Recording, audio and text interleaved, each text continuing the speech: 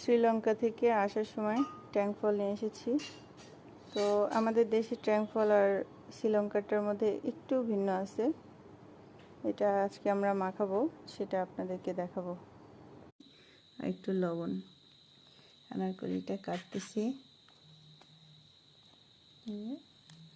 কাটার পরে ভিতরে দেখেন আনারকলিটা, এটা শ্রীলঙ্কা থেকে আনা হয়েছে। খুবই মজা। তবে আমাদের দেশেরটা আবার মানে এরকম না, আমাদের দেশেরটা একটু সবুজ। একটু মরিচের গুঁড়া দিয়ে দিছি।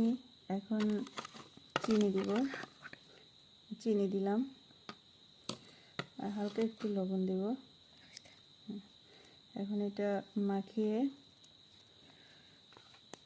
এটা দেখেন কতটা লবণীয়।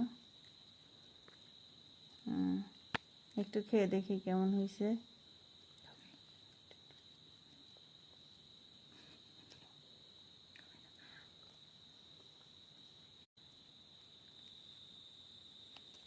দেখে আর লোভ সামলাতে পারছি না, খেয়ে নিই, পরে কথা বলবো।